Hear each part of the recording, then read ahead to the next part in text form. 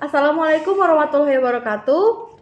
Di sini kami dari Prodi Bisnis Digital Fakultas Ekonomi dan Bisnis akan membahas sebuah isu yang sedang ramai dibicarakan, yaitu mengenai MBG. Nah, sebelumnya perkenalkan diri dulu, saya Marimbi Junia Putri Ariza selaku host yang akan membahas dan membimbing jalannya podcast kita pada siang hari ini. Perkenalan diri dulu bisa dimulai dari yang paling kiri, silahkan. Izin memperkenalkan diri, nama saya Ahmad Fajri Pramana Putra dengan ujung NIM 29. Saya berasal dari Prodi Bisnis Digital dan Fakultas Ekonomi dan Bisnis. Ya, halo teman-teman semua. Perkenalkan nama saya Fahri Abdullah dengan NIM C1D1230015. Saya dari Prodi Bisnis Digital Fakultas Ekonomi dan Bisnis. Halo semuanya, perkenalkan saya Reza Lutfi Prianda dengan NIM C1D1230025. Saya berasal dari Program Studi Bisnis Digital Universitas Jambi. Halo semuanya, saya Murni Siringo dengan NIM C1D1230067. Saya mahasiswa Prodi Bisnis Digital Universitas Jambi. Perkenalkan, nama saya Ekal Saputra dengan NIM C1D1230033 dari Prodi Bisnis Digital. Halo rekan, saya Salim Musnadi dengan NIM C1D1063 dari Prodi Bisnis Digital, Ekonomi dan Bisnis. Nah, teman-teman di sini pasti tahu kan sama program pemerintah yaitu MBG. Nah, sebelumnya aku pernah dengar, jadi MBG itu tuh program pemerintah atau makan bergizi gratis ya, yang itu merupakan program dari Pak Prabowo kan mencalonkan diri sebagai presiden. Nah, itu tuh awalnya banyak yang mendapatkan banyak reaksi positif. Cuman belakangan ini ada pro dan kontra dari masyarakat karena adanya berita yang menyebarkan bahwa ada yang keracunan bahkan sampai ribuan siswa ya. Nah, menurut kalian sendiri tuh apa sih MBG itu dan seberapa penting menurut kalian? Pendapat kalian boleh dimulai dari mungkin Fajri dulu? Kalau menurut saya pribadi, MBG ini sebenarnya bagus ya, di mana program ini membantu untuk menumbuhkan gizi anak-anak dari masyarakat Indonesia sendiri yang tertinggal, yang stunting itu. Kemudian ya itu tadi, ini sebenarnya kalau dijalankan dengan benar-benar dijalankan dengan baik, ini akan menghasilkan masyarakat atau anak-anak muda kita yang cerah nantinya. Kalau kepentingannya sendiri ya itu tadi penting karena untuk ini bersangkutan dengan masa depan dari masyarakat Indonesia sendiri. Kalau untuk rekan yang lain bagaimana? Menurut saya ya, kalau MBG ini tentunya bagus tadi ya, karena program ini yang tentunya makanan yang diberikan untuk siswa-siswa yang dimana mereka bisa makan dengan berkebutuhan gizi yang dicukupi gitu sama pemerintah. Namun ya sayangnya ada beberapa kasus yang tidak mengenakan seperti keracunan itu sebelumnya. Tapi secara overall harusnya secara garis besar MBG ini bagus untuk siswa-siswa gitu. Ya, kalau menurut saya sendiri juga setuju dari pendapat teman-teman. Kalau MBG ini memang dibutuhkan untuk orang Indonesia, terutama anak-anak Indonesia sekarang ya, karena mengingat juga kondisi gizi anak-anak ini masih terbilang cukup rendah karena adanya stunting tadi kan. Nah, seberapa penting MBG ini bisa dibilang sangat penting karena tujuannya itu untuk mendongkrak gizi dari anak-anak Indonesia ini sendiri. Itu menurut saya. Oke. Nah, sejauh ini sudah berjalan programnya nih, kan pasti ada kelebihan dan kekurangan dari program ini kan. Nah, menurut kalian tuh apa yang jadi kelebihan dan kekurangannya dari program ini? Kalau kelebihan sih dari saya ya, kelebihannya tentu gizinya terpenuhi, sudah jelas, dan itu untuk makanannya udah apa ya, udah sesuai standar harusnya, seperti susu, ada roti, ada makanan buah-buahan buah-buahan juga. Daging. Nah, jadi udah sangat memenuhi, itu untuk kelebihannya. Untuk kekurangan ya mungkin yang sudah lumayan rame ya itu untuk keracunan Iya, itu sendiri. ada oknum-oknum yang Ada oknum-oknum dapur yang mungkin kurang ketat ya bilangnya, dan bisa lolos gitu untuk keracunan ini sendiri. Mungkin ada dari kalian Berarti kelebihannya? ini ya tidak memenuhi SOP karena orang Betul dapurnya yang sekali. bikin itu jadi menimbulkan persepsi-persepsi negatif dari Tuh. masyarakat. Kalau itu sih menurut saya. Mungkin ada menurut yang lain. Menurut saya, jadi MBG ini kan bagus ya untuk anak-anak, Betul. dan tujuannya tuh baik untuk gizi, untuk pertumbuhan, dan untuk kecerdasan juga bagi bangsa Indonesia juga, dan menuju untuk Indonesia emas. Nah, dari baiknya tadi juga ada kekurangannya. Kekurangannya apa? Pengawasan.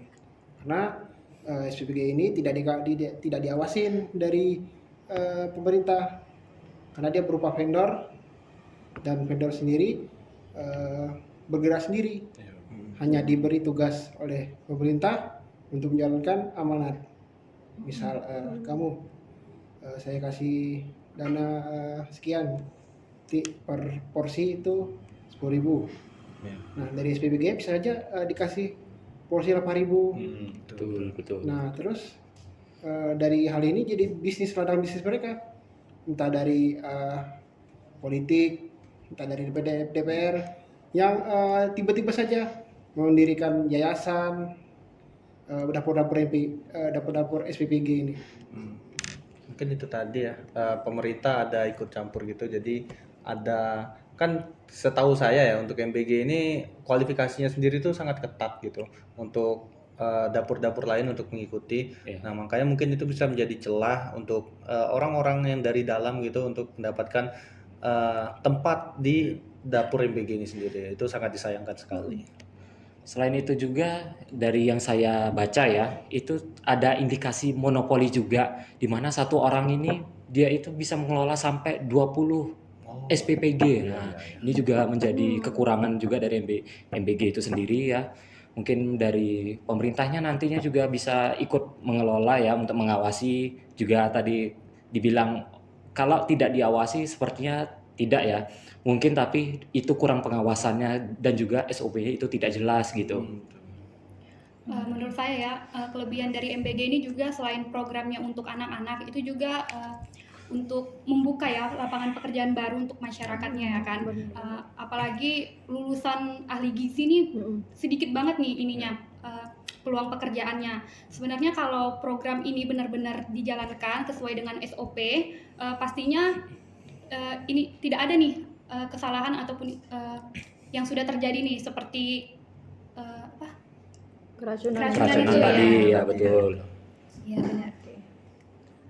Nah, kan saya pernah baca berita itu teman-teman, jadi itu ada anggota DPR yang memegang dapur dari anu sendiri, dan waktu itu juga masalah keracunannya yang pakai daging hiu itu kan. Nah, jadi ya tahu kan kalian yang Tahu. daerah itu tuh pakai daging hiu. Nah, dan menurut kalian nih apa mungkin itukah apa yang bisa menyebabkan orang itu terpikir untuk pakai daging hiu itu ya? Atau mungkin ada indikasi korupsi atau apa gitu? Baik, akan saya beri tanggapan. Jadi kalau menurut saya, menurut kalau sebagai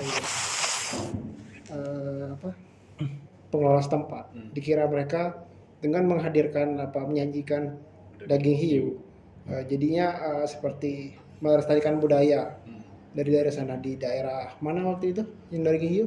Kalimantan Sulawesi. Antara dua itu. Daerah Dua itu timur. sih kayak.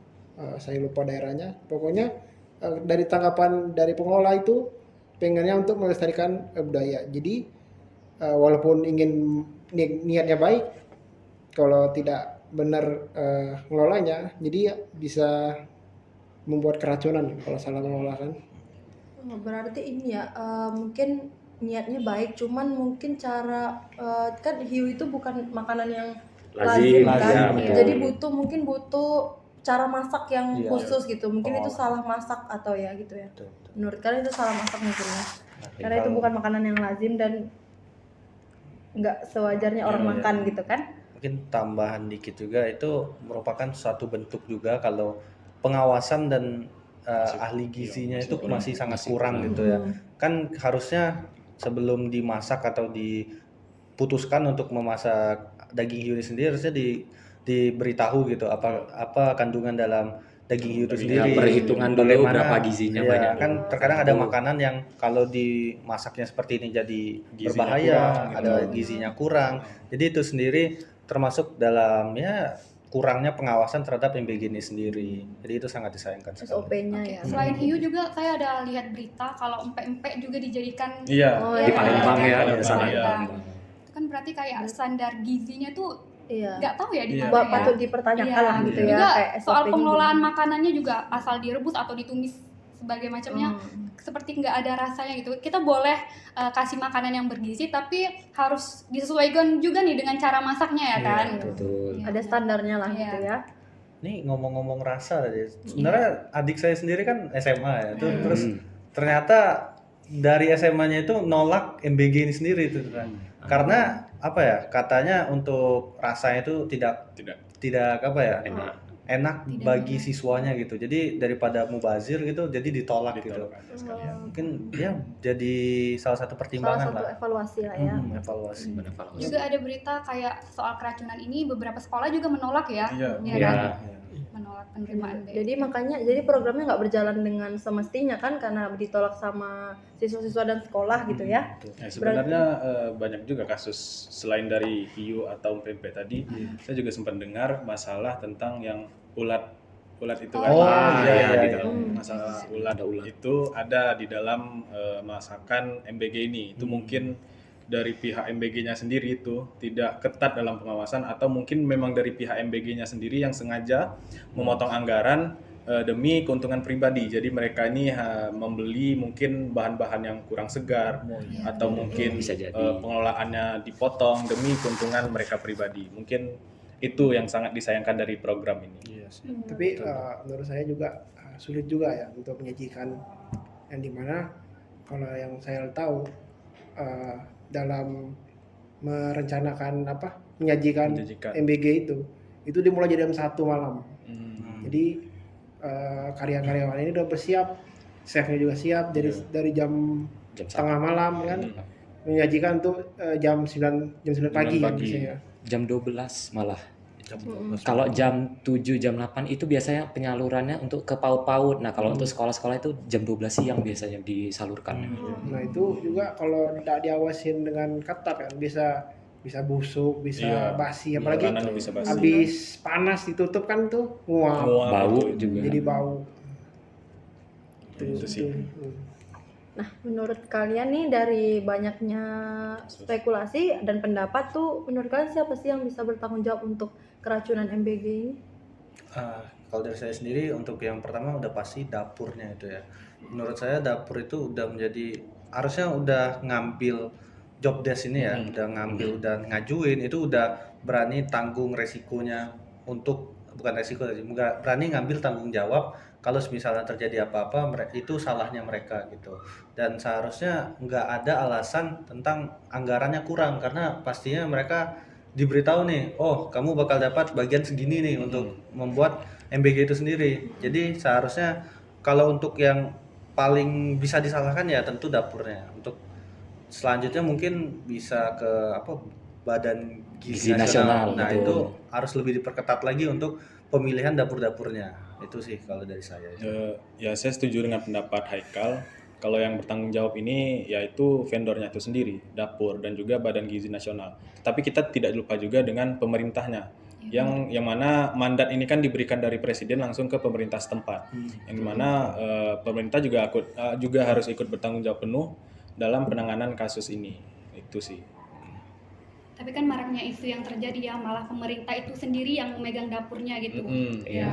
Ya kan, itu yang terjadi sekarang. Yang itu saya bilang tadi adanya indikasi Iya, monopoli. Nah, satu orang tuh ada anak anggota dewan ya kalau nggak salah ya, itu sampai memegang 20 lebih SPPG itu. Terus juga ini menanggapinya dengan sedikit bercanda kan, Iya. dengan menganggap angka-angka statistik tuh cuma angka doang, padahal dari ribuan itu kan nyawa semua. Iya, benar. Apalagi anak sekolah. Iya. Nah, selain itu juga yang mengisi Badan Gizi Nasional ini sendiri bukan dari ahli dari gizi. ahli gizi langsung, Iya. kan? Ada yang ahli serangga lah, yang lain-lain itu di luar dari ahli gizi gitu. Berarti itu diperlukan evaluasi internalnya. Betul. Namanya padahal Badan Ahli Gizi Nasional. Tapi kok yang memegang jabatan-jabatan penting bukan dari ahli gizi gitu. Malah ahli serangga ya.